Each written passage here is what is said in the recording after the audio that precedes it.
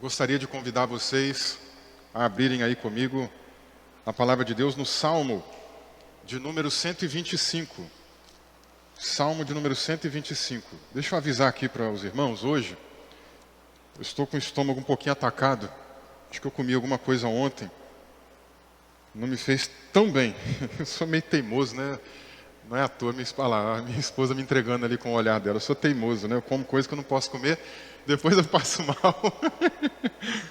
Até isso me ajudou a atrasar um pouquinho hoje, me perdoem, irmãos. Acabei atrasando uns 5 minutinhos, achei que eu ia atrasar até mais. Mas chegamos aí a tempo, né? E de vez em quando eu estou tossindo um pouquinho, que eu estou com o estômago um pouco irritado, tá? Então se eu tossir, não é nada demais, tá, gente? Não precisa preocupar. Ah, meu Deus, o pastor está doente, vai me passar doença. Vou passar doença para ninguém, não. É só meu estômago que está um pouquinho irritado, tá bom? Mas amém. Eu quero, então, junto com vocês, ler o Salmo de número 125. Salmo de número 125. O tema da mensagem nessa manhã é uma pergunta. Fé inabalável ou fé negociável? Fé inabalável ou fé negociável?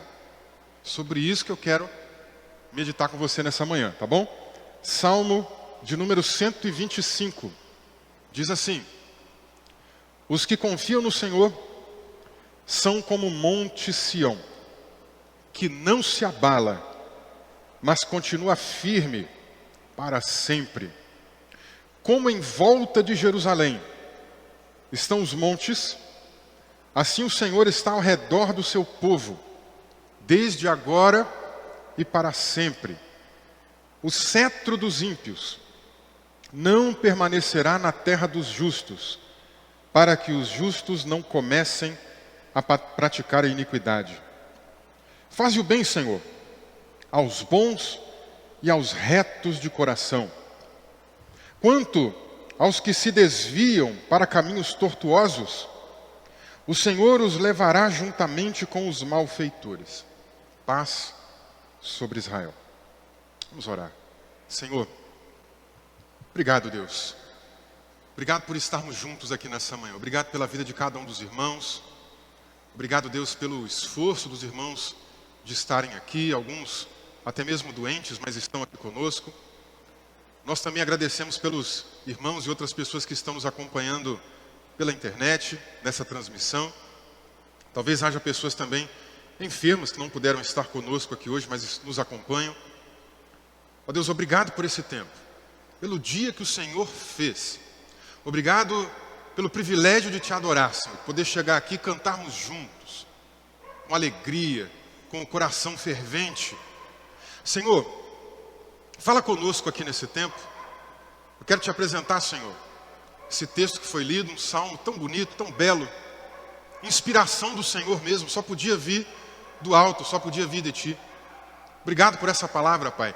E vem falando ao nosso coração. Te apresentamos esse texto, que o Senhor nos instrua, que o Senhor também, ó Deus, faça com que a gente seja desafiado. A Tua palavra sempre nos desafia a fazer algo diferente. A gente sempre é desafiado a sair da zona de conforto. E, Senhor, nessa manhã, faz isso novamente também conosco. Faz a gente pensar, refletir sobre a nossa fé. Mais do que conhecimento, mais do que guardar conhecimento aqui na mente, no coração, mexe com a nossa estrutura espiritual, Pai, para que a gente possa Te servir melhor. Senhor, fala ao nosso coração aqui nesse tempo. Fala ao coração de cada um, Pai. Eu Te apresento a vida de todos nós aqui também, porque todos nós precisamos ouvir a Tua voz. Fala conosco nesse lugar, Pai. Assim oramos, ó Deus, e agradecemos a Ti, no nome santo de Jesus. Amém e amém. Amém, igreja? Deus, hoje vocês estão animados, hein? Amém? Aleluia. Que bênção, irmãos. É isso aí, eu gosto de ver a igreja assim, feliz, avivada, animada. Glória a Deus. Nós estamos aqui então no Salmo 125 nessa manhã. Eu já anunciei o tema, eu sempre anuncio, gosto de repetir, para te ajudar a fixar. O tema, mais uma vez, é fé inabalável ou fé negociável? Eu quero que você pense nessa manhã que tipo de fé você tem. A sua fé é uma fé inabalável ou a sua fé uma fé que pode ser negociada. É uma fé que se abala, é uma fé que uma hora está de um jeito, outra hora está de outro. Como é que é a sua fé? O Salmo de número 125 é um salmo que me lembra quando eu entreguei minha vida para Jesus. Eu entreguei minha vida para Jesus numa igreja pequenininha, irmãos. Uma igreja lá no interior de Minas Gerais. E eu me lembro que na parede, de uma maneira muito simples, os irmãos fizeram um negócio de isopor. E me colocou com umas... Acho que está dando mau contato aqui. Mas eu me lembro assim, na parede de isopor, com talvez ali cartolina, não sei, algum outro tipo de papel. A cartolina não, porque era meio brilhante, né? A cartolina não é brilhante, mas era algum tipo de papel brilhoso, exatamente com o Salmo 125, versículo 1. Os que confiam no Senhor são como os montes de Sião, não se abala, é outra versão, né? Mas permanece para sempre. Toda vez eu ia no culto, ficava olhando aquilo na parede. Eram dias difíceis. Meu pai estava desempregado. Já tinha 2 anos e pouco que ele estava desempregado. 2 anos, gente. Dificuldade extrema naqueles tempos. Não faltou comida. Mas também nem sempre a gente tinha uma mistura. Nem sempre a gente tinha alguma coisa diferente para comer. Às vezes da nossa horta vinha uma couve. E às vezes eu queria tomar um suco, arrancava uma folha de couve e batia com água. Tomava suco de couve. É gostoso, né? Dias difíceis. Dias de provação. Não se encerraram nesses 2 anos de desemprego. Meu pai ficou 3 anos desempregado, para vocês terem ideia. Mas toda vez que eu ia no culto, sentava no banco de madeira, olhava para a parede e estava lá. Os que confiam no Senhor são como os montes de Sião. Não se abalam, permanece para sempre. E aquilo sempre me motivava. E eu nunca tinha pregado sobre esse salmo ainda, mas essa semana veio muito ao meu coração. E eu queria compartilhar um pouco com vocês. Esse salmo é um salmo que foi escrito muito provavelmente na época de Neemias. Não tem aqui o Neemias na Bíblia? Ele viveu na época do que a gente chama de pós-exílio. O pessoal já tinha saído da Babilônia, estava começando a reestruturar a fé. Na Babilônia o templo tinha sido destruído. Na Babilônia eles não podiam adorar a Deus, não tinham liberdade de vir para o culto, para o templo e adorar, não podiam. Algumas pessoas riam deles, zombavam deles. Ué, você não vai adorar? Você não vai cantar? Tempos tristes para o povo de Israel, para o povo de Judá, melhor dizendo. E agora, eles estão voltando por esse caminho, vão poder voltar a cultuar. Estão muito felizes com isso. É tão ruim, né, gente, quando a gente não dá valor a esse momento aqui que a gente tem de poder cultuar a Deus. Porque aí, alguma situação na nossa vida, seja uma enfermidade ou alguma coisa que nos trava, nos impede de poder buscar, de poder estar juntos ali em comunhão com os irmãos, a gente percebe como é que faz falta. Então, você que tem o privilégio de estar aqui, se sinta de fato privilegiado, feliz, alegre, porque o Senhor preparou esse momento para nós. É um banquete que Ele sempre prepara para a gente. É um banquete, a gente está na presença do Rei, gente. E é como se Ele montasse uma mesa farta, com tanta comida. Só que é comida espiritual, sabe? Você chega aqui e se farta. Come até não conseguir mais. E é engraçado que quanto mais se come, mais fome, mais vontade de comer você tem. Porque não é uma comida que enche o seu estômago, né? É uma comida que vai saciando a sua vida espiritual. Então vem para cá com essa alegria no coração, sempre.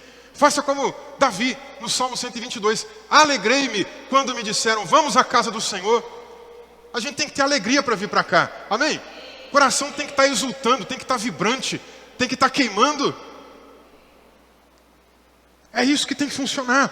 Esse salmo é escrito, então, provavelmente num período desse, que o povo ficou um tempão sem poder cultuar, sem poder ir no templo, devia cultuar só em casa, em silêncio. Não é a mesma coisa, né, irmãos? Esse pessoal que fica dizendo assim, não vou na igreja, eu cultuo em casa. Ah, irmãos, me desculpa, não é a mesma coisa. Aqui é diferente, aqui a gente senta junto, aqui a gente levanta a mão, aqui a gente estende a voz, aqui a gente grita glória a Deus, aqui a gente tem comunhão, aqui o Espírito Santo toca de uma maneira mais quente no coração. Agora, em casa, é a minha vida devocional. Em casa eu fecho a porta do quarto e oro sozinho. E uma coisa não elimina a outra. Aqui é o meu momento de comunhão com os irmãos. Alegrei-me quando me disseram, vamos à casa do Senhor.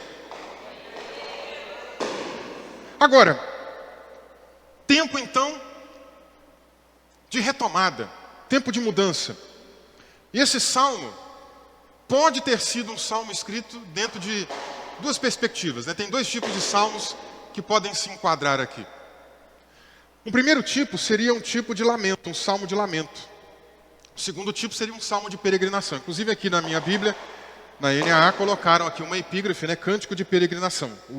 A equipe aqui que traduziu essa Bíblia já entendeu que esse salmo era um salmo de peregrinação. Eu também vou por esse caminho, mas eu vou explicar um pouquinho. O que seria um salmo de lamento? Seria aquele salmo em que as pessoas estão lamentando uma perda, lamentando uma situação, lamentando um momento de dificuldade, né? E de fato é um momento de dificuldade, eles estão saindo da Babilônia, estão no exílio, estão retomando as atividades, reconstrução, reforma, nada disso é fácil, né, gente? Então pode ser um salmo de lamento. Se for um salmo de lamento, nós estamos pensando num salmo que quer motivar aqueles irmãos do passado, aqueles crentes do passado, a continuar, a perseverar, a não desanimar. Se for um salmo de peregrinação, ou seja, salmos que geralmente eram cantados inclusive em momentos de festas específicas de peregrinação, quando o pessoal saía de várias cidades e iam se encontrar em Jerusalém, se for um salmo desse tipo, então nós temos aqui agora também um outro tipo de estímulo, de incentivo, para poder fazer com que os irmãos continuem felizes da vida, esperando as promessas de Deus acontecer. Deus é fiel para cumprir suas promessas, Ele vai cumprir, e os irmãos cantavam esse cântico, se for um salmo de peregrinação, pensando assim, não cumpriu ainda, mas vai cumprir, porque o meu Deus não falha. Eu prefiro acreditar que seja um salmo de peregrinação, mas um ou outro, não importa, a palavra de Deus é infalível, é inerrante, ela não volta vazia, ela cumpre o seu propósito, seja os irmãos ali pensando num lamento ou pensando numa peregrinação, eles sairiam motivados da mesma maneira. Esse salmo, irmãos, seguindo essa questão, pensa aqui em dois grupos de pessoas. Por isso que eu dividi aqui a pregação, o tema dela, em dois grupos de pessoas. Fé inabalável ou fé negociável? O salmo fala de dois tipos de pessoas. O salmo fala de gente que confia em Deus, que tem uma fé inabalável. E o salmo também fala de gente que não confia tanto em Deus, ou diz que confia, mas não confia. Na hora da aprovação é que a gente vê, e não confia. Ela negocia os seus princípios, os seus valores, se entrega, né, e faz coisas que não deveria fazer. Lendo alguns outros estudiosos, tem gente que dividiu aqui em três grupos. Diz que tem um primeiro grupo que são os fiéis, o primeiro grupo que é o que negocia, e o terceiro grupo que seria os desviados, né? Porque o último versículo aqui ele fala, quanto aos que se desviam, mas não, na verdade esses que se desviam são os que têm essa fé frágil, essa falsa fé, essa fé que não é inabalável. E a gente vai entender isso aqui ao longo da nossa conversa. São dois grupos, um grupo firme, fiel, e um grupo que não se mantém firme. Pensando nesses dois grupos, o primeiro grupo, que é firme, que é fiel, se encontra no versículo 1, no versículo 2, e também é mencionado aqui no versículo 4. O segundo grupo, que não se mantém firme, o segundo grupo que se abala, fala deles aqui no versículo 3 e no versículo 5. O primeiro grupo é firme, como eu falei. O segundo grupo a gente pode dizer que é um grupo transigente. O que é transigente? É um grupo que cede. É um grupo que está em cima do muro. É um grupo que negocia sua fé. Se a gente comparar esse salmo com o livro de Neemias, nós vamos encontrar esses dois grupos, gente.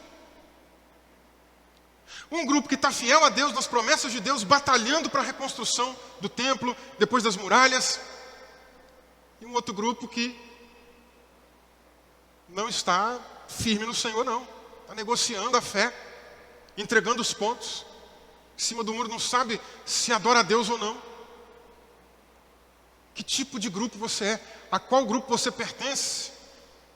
Vamos entender melhor o que o salmista diz aqui ao longo desse salmo, dessa canção tão... mas que tem algo a nos ensinar. Primeira coisa, vamos entender sobre a fé inabalável. Vamos entender sobre o grupo que tem essa fé firme no Senhor. O salmo começa, os que confiam no Senhor. E eu pergunto, o que é confiar, gente? Como é que você pensa na ideia de confiança? Confiança que, na palavra hebraica que é usada nesse texto, ela tem o sentido de alguém que está seguro. Alguém que confia é alguém que está segura, é alguém que tem segurança no outro que está cuidando dela. Ela deita e descansa, se sente segura.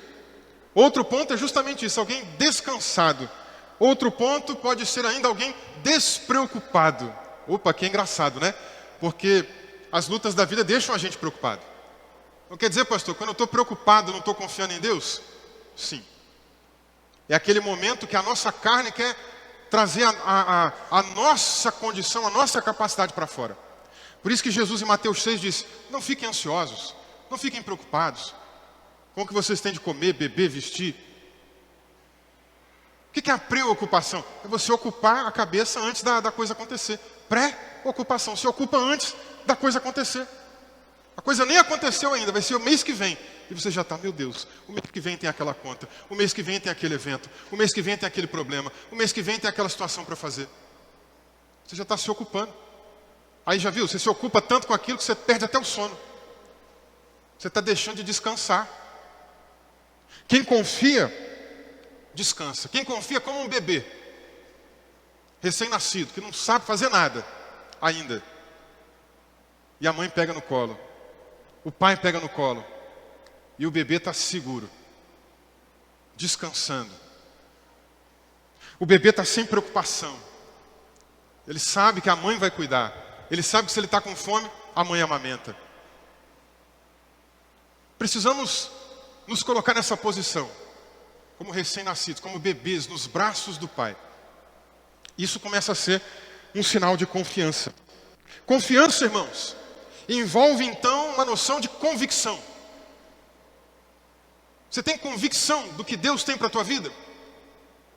Tem coisas na Bíblia que são gerais para o povo de Deus. Tem promessas que Deus traz na Bíblia que são gerais. É para todos nós.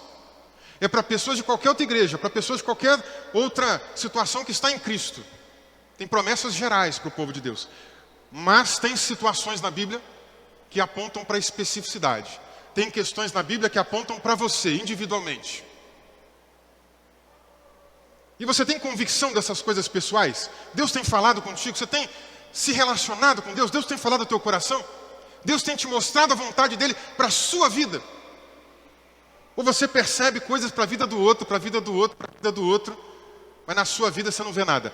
Se na sua vida você não vê nada, está faltando você nutrir um relacionamento mais profundo com Deus. Porque Deus fala conosco, gente. Deus é um Deus presente. Ele continua falando aos nossos corações. Ele continua dizendo, revelando, apontando caminhos. E aí, Ele fala no teu coração, Ele tem falado. Você sabe o que Ele quer para a tua vida? Você sabe onde Ele quer te direcionar? Quando Ele fala com a gente, isso gera convicção. Isso gera certeza. Você tem certeza de para onde você está indo com Cristo? Você está em dúvida? A fé é uma certeza. A dúvida caminha para a falta dessa fé. Pedro, no barquinho ali, quando viu Jesus andando sobre as águas, teve um pico de fé. Ele falou, não, se é o Senhor mesmo, eu quero ir aí. Falou, pode vir então. Ele no pico de fé, andou sobre as águas. De repente começou a relampejar de cá, a cair chuva de lá. Ele começou a ficar com medo, olhando para a circunstância. A certeza se foi. Talvez passou na cabeça dele, meu Deus, a quantos metros de altura eu estou aqui? Qual será a profundidade desse mar? Talvez ele pensou isso. Era um marinheiro já experiente, um pescador com muita experiência. De repente ele pensou, quantos pés aqui eu estou lá de baixo? Qual a profundidade que eu estou aqui? Se eu me afundar, para onde eu vou? Aí a dúvida veio. Quando a dúvida veio, ele começou a se afundar. Me salva, Senhor. Me socorre.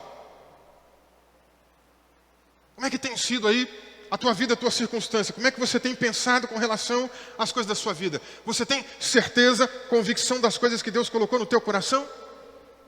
Como é que você fica quando notícias contrárias chegam na tua vida? Deus falou comigo algo, pastor, tenho certeza. Eu sei para onde eu vou. Deus me mostrou.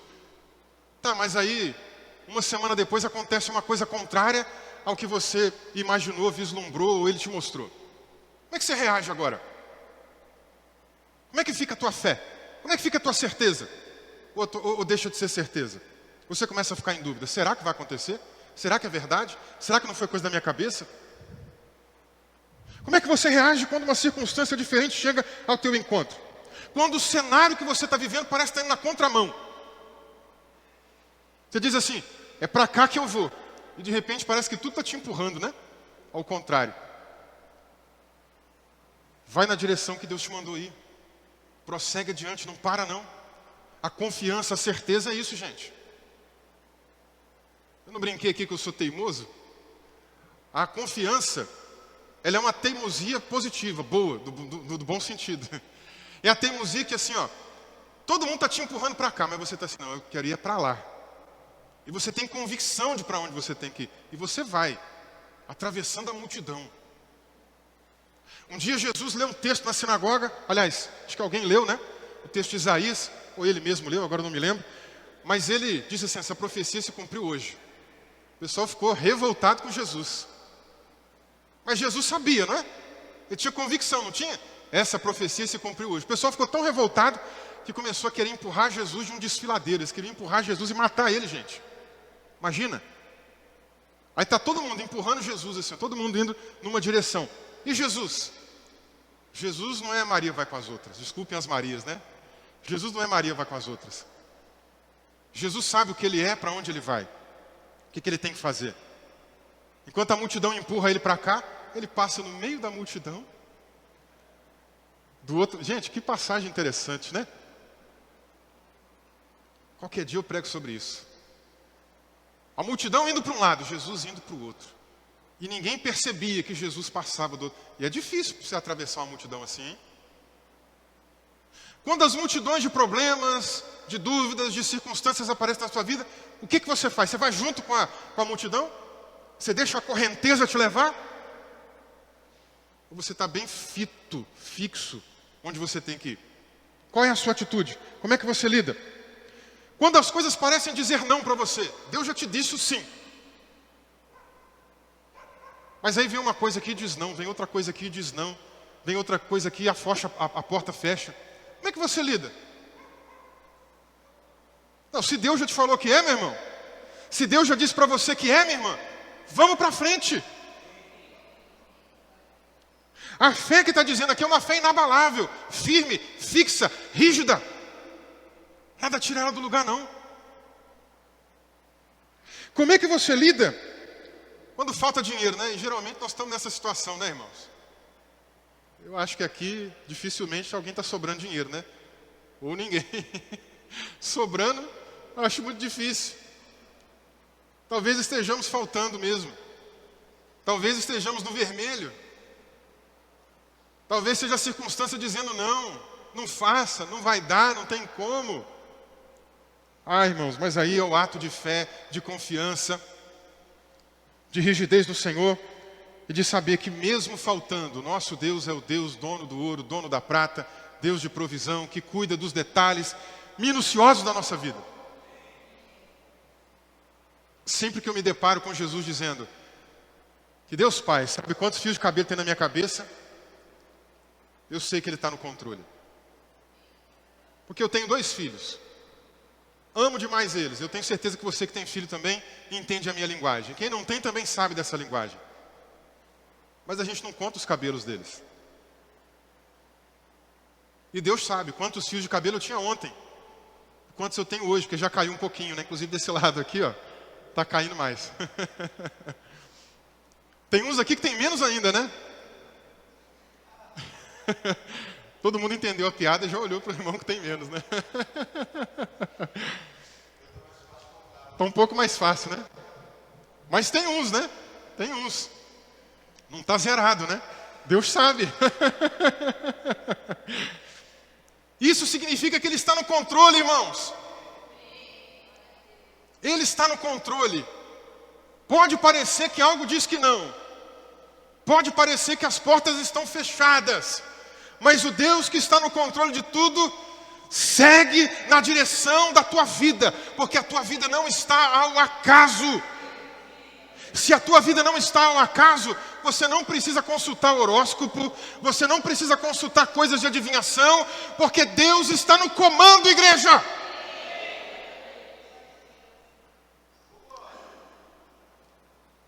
Como é que você lida com as situações?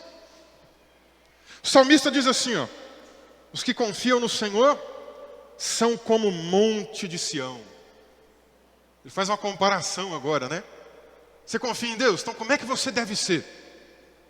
Você deve ser como um monte Sião. Que monte é esse? Era um monte que tinha 765 metros de altitude, alto.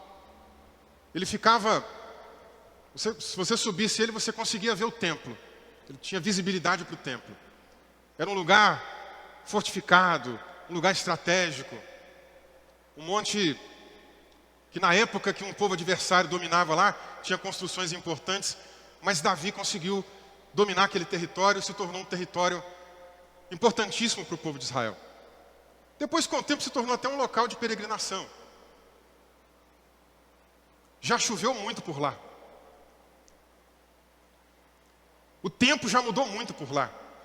A nossa vida não é assim também? Não parece o clima? Uma hora eu estou mais quente, animado, fervoroso. Uma hora parece que eu estou no inverno, né? Estou frio, desanimado, querendo ficar em casa, quero ficar com ninguém, quero ficar debaixo das cobertas ali, quietinho, isolado. Tem hora que eu estou na primavera, eu estou sorrindo, tudo é bonito. Parece que o mundo não tem defeito. O irmão não me cumprimentou, mas aleluia, Jesus é bom, sabe? Tem dias que a gente está assim, na primavera. Tem dia que a gente está no outono, né? Sonolento. O mundo está quase em preto e branco. As cores vão mudando. Sei lá, a gente também passa por isso. Mas o salmista está dizendo que aquele que confia em Deus é como esse monte, que já passou por tantas intempéries, por tanta mudança de temperatura, por tanta mudança climática. O monte está lá até hoje. Até hoje. Se você for lá visitar Israel um dia, você vai poder visitar esse monte. Está lá até hoje, no mesmo lugar. Ninguém tirou ele de lá, viu? Porque ele é o quê? Inabalável. O que é inabalável, gente? Pegando a expressão aqui em hebraico, aliás, em português vai ser a mesma coisa, né? Mas às vezes eu gosto de comparar para ver se a tradução não está um pouquinho diferente. Mas significa o seguinte: uma coisa que não estremece. Não estremece. O monte está lá, fixo. Choveu. Esses dias eu estava passando na ponte Tatuapé, lá em São Paulo. Estava voltando para casa. Aí parei, num certo momento, estava engarrafado. E de repente eu estou sentindo assim, balançando, né? Falei, meu Deus, o que é isso aqui? É porque passa um monte de carreta, um monte de carro, né? E você sente mesmo, balançar a ponte, né? Dá até medo. Aí essa hora você tem que lembrar, o Senhor está comigo. O Senhor é meu pastor, nada terei falta. Porque dá um pouquinho de medo, né? Tem outras pontes que eu já passei também que eu senti isso. Mas o monte estava lá, ó, fixo, rígido. Não tremia, não se abalava, não se movia. Não saía do lugar. É um monte que não cambaleia. O que é cambalear? Quando você, já viu quando a gente fica meio tonto, né? Dá aquela cambaleada assim. Ou o pessoal que gosta do futebol, vem alguém com a bola, vem trazendo a bola, dá um drible, né? Finge que vai para cá e vai para lá. Aí a pessoa dá aquela cambaleada, né? Que perdeu o rumo. Como é que é a sua fé, hein? Será que você fica estremecendo? Meu Deus, a luta está vindo. E agora? Você se estremece de medo.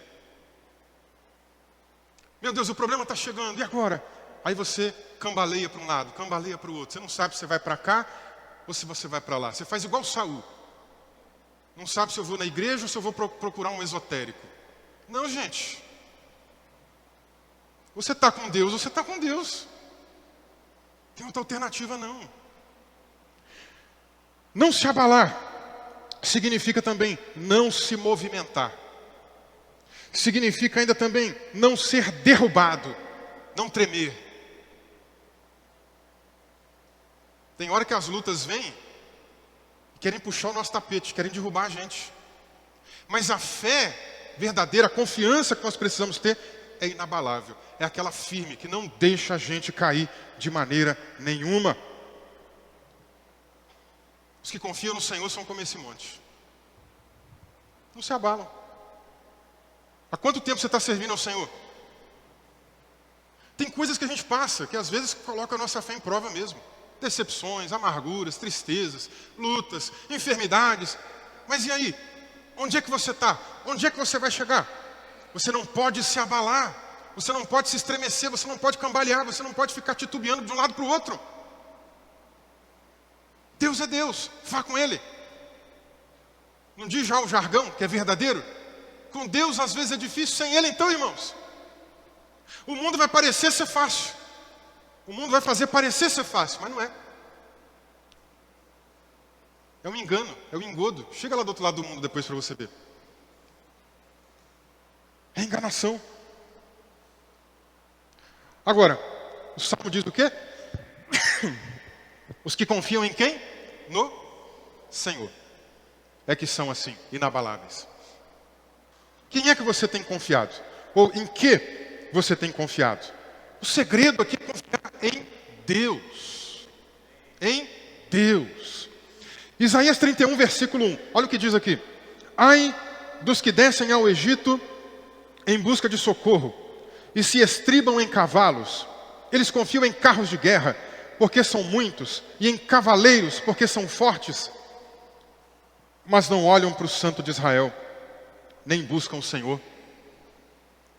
Tinha gente aqui indo buscar ajuda lá no mundo, buscar ajuda em gente que parecia ter um exército fortificado. Imagina lá um contexto de guerra, né? O que eles precisam? De armas, de exército armado. Não tinha tanque de guerra naquela época, né? Então eles precisavam de quê? De um animal de carga, para poder carregar armas, para eles poderem subir e levar também as suas lanças e espadas, para batalharem montados. Tinha gente que estava confiando nisso. Vai buscar Deus que é bom nada, né?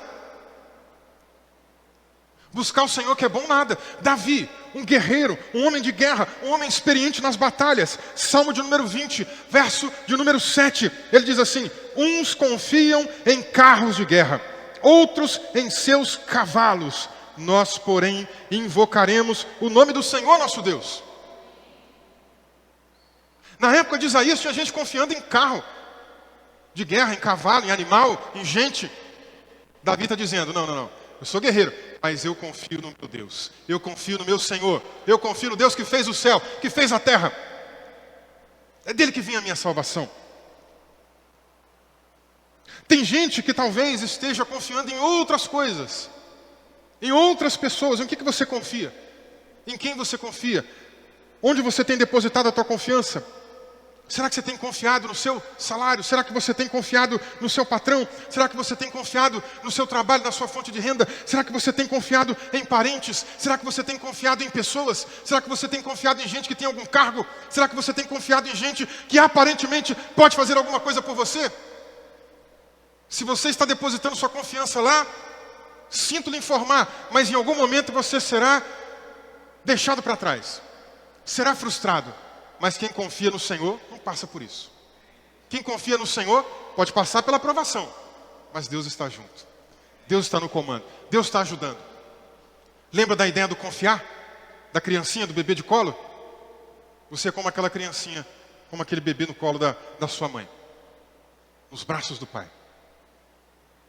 E ali você pode descansar. Ali você pode ficar sem medo. Ali você pode ficar seguro. Porque esse Deus cuida dos detalhes da tua vida.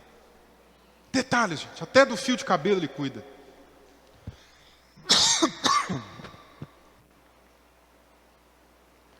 Difícil às vezes a gente lidar com isso, né? Não estou falando só para vocês. Eu também sou humano, gente. Ou vocês acham que só na porta de vocês que a luta bate, hein? Você acha que eu não passo luta, não? Aliás, esses dias eu estou passando algumas. E de vez em quando, bate na minha porta lá a incredulidade, assim, ó, a dúvida, a falta de fé. Ei, e aí, será que vai mesmo? Será que vai acontecer? Será que vai dar certo? Será que vai fluir? Será que vai? Quantas vezes já não bateu na minha porta? Mas o que você tem que fazer? Esperar, não em coisas, não em pessoas, mas no Deus Todo-Poderoso. Isaías capítulo 64, versículo 4. Desde a antiguidade não se ouviu, nem com os ouvidos se percebeu, nem com os olhos se viu, um Deus além de ti que trabalha para aqueles que nele esperam. E quem é que você tem esperado, irmãos? O texto está dizendo que Deus está trabalhando para aqueles que nele esperam. Pode parecer às vezes está demorando a acontecer, pode parecer às vezes que Deus está de braço cruzado, pode parecer às vezes que você está assim, Deus, cadê você? Sumiu. Ele está trabalhando. O nosso Deus não dorme, diz a Escritura. Ele trabalha para aqueles que nele esperam. Neemias precisou passar por isso. Neemias lidou com levantes. Neemias lidou com gente que se opôs ao seu trabalho. Neemias lidou com gente que dizia palavra contrária, que tentava desanimar ele de tudo quanto é jeito. Ele está lá trabalhando. Vinha um e dizia, isso não vai dar certo não, Neemias, desiste. Neemias estava firme lá no trabalho de Deus, vinha um e era pago por uma outra pessoa que aceitava propina para entregar uma profecia falsa. Neemias teve que lidar com um monte de contrariação, de contrariedade. Neemias teve que lidar com um monte de gente que tentava fazer ele desistir. Neemias teve que enfrentar um monte de situações que tentaram fazer ele paralisar. Aí você vai lá para o final do livro, Neemias capítulo 13, versículo 30 e 31. E ele diz assim, assim eu purifiquei de tudo o que era estrangeiro e organizei o serviço dos sacerdotes e dos levitas, cada um na sua função. Organizei também o fornecimento de lenha nos tempos determinados, bem como das primícias. Lembra de mim, meu Deus, para o meu bem. Ele está dizendo aqui, Senhor, olha, eu batalhei, eu lutei. Teve levante, teve gente me contrariando, teve gente fazendo oposição, teve gente me perseguindo. Mas o que eu tinha que fazer, eu fiz, Senhor. O que eu tinha que fazer, eu fiz. Multidões tentavam me arrastar para cá, mas eu estava fito para lá. E fui até o fim. E aí, como é que é a sua fé? É inabalável? É como o Monte Sião? Está fixo lá até hoje. Está fixo lá até hoje. Daqui a 10 anos, você vai estar, se Jesus não voltar até lá, né? Você vai estar firme no Senhor? Inabalável? Daqui a 30 anos, 40 anos, 50 anos, não sei quanto tempo teremos, você vai estar lá firme, inabalável? Aí a gente entra para o próximo ponto. O segundo grupo que o salmista comenta é um grupo que não tem essa fé inabalável. O segundo grupo, eu estou chamando aqui de um grupo que tem uma fé negociável. Uma fé transigente. O que é transigente? É a pessoa que balança. É a pessoa que negocia. É a pessoa que não está fixa, firme. Então ela começa a negociar o que ela pensa. É uma pessoa que está em cima do muro. É uma pessoa que é circunstancial. O que é isso? É alguém que vive de acordo com as circunstâncias da vida. Ah, hoje eu tenho dinheiro. Hoje eu vou na igreja. Ah, hoje eu tenho saúde. Hoje eu sirvo a Deus. Ah, hoje eu tenho tal situação. Então eu faço isso. Ah, hoje eu acordei triste. Hoje eu não vou na igreja. Ah, hoje eu estou sem dinheiro. Não vou na igreja. Ah, eu estou enfermo. Não vou nem dizer para você vir na igreja. Dependendo da enfermidade, você não vai poder vir. Mas de repente alguém vai dizer assim, não vou buscar mais ao Senhor. Fé de circunstância. Fé de momento. Lembra do monte? Podia estar chovendo, podia estar trovejando, podia estar fazendo o que fosse. Chovendo canivete. O monte está lá. Mas esse tipo de fé aqui é negociável. Não é inabalável, é abalável. Ela mexe, ela se modifica. Mas, para ser sincero, a gente nem pode chamar de fé. Porque o que é fé, irmãos? Hebreus capítulo 11, versículo 1 diz assim, a fé é a certeza de coisas que se esperam, a convicção de fatos que não se veem. Se a fé é uma convicção, se a fé é uma coisa que me deixa ficar fixo, rígido, quando eu não tenho convicção, quando eu não estou rígido, quando eu estou para cá, quando eu estou para lá, quando eu estou cambaleando, está faltando fé. Então a gente não deveria nem chamar de fé. E aí o salmista começa a dizer sobre essas pessoas que têm uma falsa fé, uma pseudo-fé, uma fé que na verdade é negociável. Ele diz assim, no versículo 3, o cetro dos ímpios não permanecerá na terra dos justos, para que os justos não comecem a praticar a iniquidade. É um desejo dele aqui, de que os injustos, de que os ímpios não governem. Porque o governo do ímpio é opressor, o governo do ímpio é complicado, ele deixa a gente passando apuros, dificuldades, né? E em momentos de apuros tem pessoas que não ficam firmes. Em momentos de apuros tem pessoas que negociam sua fé. Olha o que o proverbista disse, provérbio número 30, versículos 8 e 9. No versículo anterior ele até fala assim, uma coisa peço ao meu Deus, né? E o que ele pede aqui? Não me des nem pobreza, nem riqueza. Dá-me o pão que me for necessário, para não acontecer que quando eu estiver farto, te negue e diga, quem é o Senhor?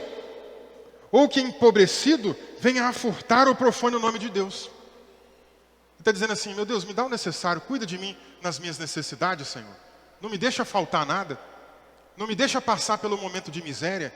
Não me deixa passar também simplesmente lá pela fartura exagerada, para eu achar que eu sou o tal, para eu achar que eu sou o cara, para eu achar que eu sou autossuficiente. Conhece gente assim? Já viu algumas pessoas, né? Pessoa rica, arrogante, soberba. E uns pobres metidos a rico também, né? Que às vezes nem tem, mas é metido também a rico. Soberbo, arrogante. Não precisa de ninguém, não. Não precisa nem de Deus. Ele acha que ele sozinho consegue fazer tudo. Coitado ou coitada dessa pessoa. Porque Jeremias foi usado por Deus para dizer que maldito é o homem que confia no próprio homem.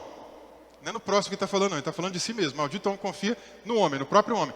Que faz da sua própria força o seu braço. Tem gente que confia em si mesmo. O proverbista está dizendo, Senhor, não deixa eu chegar nesse estado, não. De pensar assim, tudo depende só de mim aqui. Essa é a mensagem dos coaches de hoje em dia, né? Os coaches de hoje em dia que dizem isso aí.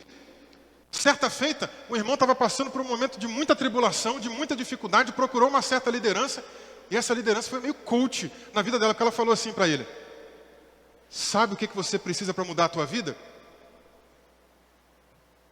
Aí a pessoa me contando, eu imaginei assim, né? Bom, alguém vai ajudar ele, né? Não, aí a pessoa bateu no ombro dele e disse assim, de você mesmo. Eu falei, ué, disse isso para você? Que você precisa de você mesmo para sair dessa situação que você está? Meu Deus do céu. Esse aí largou o evangelho. Porque se tem de alguém que eu preciso, não é de mim não, gente. Se tem alguém que eu preciso, é do meu Deus. Porque se eu depender de mim, como diz Jeremias, eu vou ficar isolado, como uma tamargueira no deserto. Não dá fruto, seco, isolado, sem companhia, sem ninguém, solitário. Ah, mas bem-aventurado, Jeremias continua, é aquele que confia no Senhor. Quem confia no Senhor, o que acontece? É como uma planta, como uma árvore, plantada junto ao ribeiro de água, parece até o Salmo de número 1, né? Ali, as suas raízes vão se estendendo para o ribeiro, ele traz para si tudo que ele precisa, ele recebe do alto toda a energia que ele precisa, e assim é alimentado. Está confiando em quem mesmo? Confie em Deus na sua vida. Dias difíceis. Algumas pessoas negociaram a fé. No livro de Neemias, enquanto a obra está em reconstrução, não vou ler aqui, mas em Neemias capítulo 6, do versículo 10 ao 14, fala de duas pessoas que negociaram a fé. Uma dessas pessoas é um homem chamado Semaías. Ele é colocado ali como um informante secreto. Um homem que estava recebendo propina, estava trabalhando para o outro lado. Enquanto Neemias estava trabalhando na reconstrução, esse cara vinha olhar o que ele estava fazendo. Deixa eu ver o que ele está fazendo aqui. Vou fingir de amigo dele. E aí, Neemias, como é que está indo a obra? Ó, estamos avançando, hein? Estamos conseguindo levantar aqui alguma coisa. Já subiu mais alguma coisa aqui. Estamos caminhando. É mesmo, Neemias? Que legal. Que bênção. Fingia de amigo. Era amigo coisa nenhuma. Era amigo da onça. Aliás, essa gíria que a gente tem, né? Amigo da onça cai tão bem aqui no Brasil. Porque a nota de 50 é uma nota que tem uma onça, né? Amigo da onça é um amigo que está interessado no dinheiro, é interesseiro. Amigo da onça não quer ter o bem coisa nenhuma. Ele chegava lá, olhava, que bênção, Neemias. Glória a Deus. Virava as costas e ia lá entregar a ele. Ó, Neemias já subiu um pouquinho lá os muros, hein? Neemias está avançando na obra, tem que dar um jeito de parar lá. E era um cara que estava recebendo propina. Era um cara que estava recebendo dinheiro para poder fazer justamente essa maldade aqui, gente. Não era amigo coisa nenhuma. Naquela época também lá, no mesmo texto, em Neemias capítulo 6, aparece uma mulher chamada Noadia, que se dizia profetisa. Entregava uma palavra profética, dizia que era de Deus, mentira. Era propina, estava recebendo dinheiro de trás, de outras pessoas. Para dizer para ele assim, olha, Deus manda dizer que é para você parar com essa obra. Deus manda dizer que é para você desistir disso aí. Ele tem outros planos. Mas peraí. Volta no começo do livro de Neemias. Neemias está meio triste. Vem jejuando. O rei percebe que ele está triste. O que está acontecendo contigo, Neemias? Neemias ora em silêncio. Senhor, é agora. Me usa para poder falar com ele. Senhor, eu estou triste por isso, por isso, por isso. Eu não consegui acompanhar o meu povo. Eu preciso ajudar eles. Tá bom, Neemias? Vai lá ajudar o teu povo. E ele sabia que Deus estava naquele negócio. Quando a gente sabe que Deus tem uma palavra para a gente, quando a gente sabe que Deus tem um propósito na nossa vida, a gente tem que ficar inabalável nele. Aí vem um e diz, não, mas não é assim. Vem outro e diz, não, não é, é de outro jeito. Vem um falso profeta aqui pago por propina para dizer uma falsa profecia. E Neemias sabe para onde ele tem que ir. O problema é quando você não sabe para onde você tem que ir. Aí você ouve de tudo. Você sabe para onde tem que ir? Segue adiante. Não negocie a sua fé. Outra pessoa que aparece aqui também no livro de Neemias, que está nessa categoria dessas pessoas aqui que negociaram a fé, né? Que como o versículo 3 diz aqui, do Salmo 125, eles começaram a praticar a iniquidade. Outra pessoa, Neemias capítulo 13, do versículo 4 até o 9, fala de um homem chamado Eliasibe, um sacerdote, um homem que deveria ser homem de Deus. Pelo cargo de liderança hoje, a gente poderia comparar com um pastor, com um presbítero, embora a Nazarena aqui, presbítero é o cargo, né, em que a pessoa é ordenada, pastor é a função, mas pense em outras denominações. Era alguém de um cargo de liderança na igreja. Devia ser um homem de Deus. O que ele estava fazendo? Estava se vendendo. Estava negociando a sua fé com Tobias, um dos perseguidores de Neemias. Você lê o livro de Neemias, duas pessoas vão aparecer ali com mais frequência, Sambalate e Tobias. Vem cá, com quem é que você está fazendo aliança ultimamente, hein? Quem é que você está ouvindo na internet ultimamente, hein? A gente aqui não proíbe você de ouvir nada, né? Você pode ouvir o que você quiser, você é livre. Ouve pregação, assiste, não tem problema não. Mas a questão é, quem é que você anda ouvindo aí? Você está fazendo aliança com quem? Está se aproximando de quem? Está ouvindo o quê? Gente que é inimigo do reino de Deus? Gente que é inimigo da fé cristã? Gente que só está ensinando heresia? Com quem que você está fazendo aliança? Nós estamos aqui lutando nessa igreja para poder ganhar almas para Jesus Cristo. Tem gente que às vezes vai se opor. Com quem você vai se aliançar? Com quem está se opondo à obra? Ou com quem realmente precisa ser aliançado aqui? Com quem você tem que estar junto? Cuidado, gente. Porque está cheio de gente como esses homens aqui, ó, que finge bonzinho. Como é que está lá na sua igreja? Está indo bem lá? Está crescendo? Está indo assim? Ih, falsa piedade. Vai fazer de falso piedoso longe daqui, tá? Porque você tem que ter discernimento para saber quando a pessoa vem com falsa piedade. Como é que está indo lá? Está indo bem? Fulano de tal, como é que está? Mentira, que é fofoca. Dá notícia não. Corta o mal pela raiz. É gente que não quer o nosso bem não, e nem o seu. Está te usando apenas para obter informação e levar para outro lugar. Aqui está acontecendo isso. Ó. Tem um informante secreto, que é o Semaías, e tem um sacerdote aqui embaixo. Falso homem de Deus, né? Só tem título. Está cheio de gente por aí também, gente, só tem título. Tem o documento lá ordenado, mas o que é um documento de ordenação? O que é um documento, um papel que a pessoa pode fixar na parede? Isso não é nada, isso não representa nada. A verdadeira vocação vem do alto, vem de Deus. O papel é só um reconhecimento diante dos homens, que também é importante, mas mais importante do que isso é o reconhecimento que vem do alto, porque é Ele que chamou. Efésios capítulo 4, versículo 11, Ele mesmo deu uns para apóstolos, profetas, evangelistas, pastores e mestres. É Ele quem deu. É Deus quem dá. Tem que ter isso em mente. Cuidado com quem você está se aliançando. Cuidado com quem você está levando informação. Porque essa pessoa leva e traz, né? Com certeza. É o que está acontecendo aqui. Ó. O cara está levando e trazendo. Ele leva para Neemias. Traz para Tobias. Pega de Tobias, leva para Neemias. Traz de volta. Ele não sabe quem ele está servindo, gente. É um problema sério. O salmista viu pessoas assim, em cima do muro. E no versículo 5, ele fala dessas pessoas novamente. Ele diz ali, quanto aos que se desviam pelos caminhos tortuosos, o Senhor os levará juntamente com os malfeitores. Quem tem essa fé inabalável, não sou eu nem você que vai punir, não. Não sou eu nem você que vai castigar, que vai fazer alguma coisa, não. É Deus que está no controle. Deus não está no controle? Deus não está no controle contando os fios de cabelo que você tem na sua cabeça? Deus não está no controle cuidando das suas necessidades? Deus também está no controle cuidando das pessoas que se opõem ao reino de Deus. Nada foge do controle de Deus.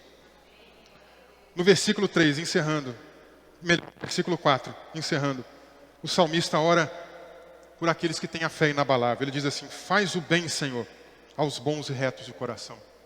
Faz o bem a eles. Cuida deles, Senhor. Cuida deles. Minha oração também nessa manhã é essa, que o Senhor cuide de você, para que você tenha uma fé inabalável. Qual é a tua fé? Inabalável ou negociável? Como é que tem sido aí a tua vida? Eu quero encerrar o culto nessa manhã contigo, convidando você para orar comigo. Talvez alguma coisa dessa palavra tocou no teu coração. Talvez alguma situação da tua vida tenha sido difícil, tenha sido complexa, tenha sido complicada, tenha sido um momento assim de angústia. Talvez a incredulidade, a falta de fé tenha batido a sua porta. Mas a gente está diante de um Deus que trabalha para aqueles que nele esperam. Se porventura alguma coisa falou no teu coração, vem aqui na frente. Quero orar contigo. Quero orar por você. Quero que a gente tenha esse momento de clamor, de busca, de presença, de confiança em Deus. Vamos depositar a nossa confiança no Senhor, entendendo, Ele cuida. Ele cuida, Ele está cuidando. Se há algo que você precisa apresentar ao Senhor, sai do teu lugar, vem aqui à frente, vamos orar juntos. Vamos orar juntos aqui em nome de Jesus.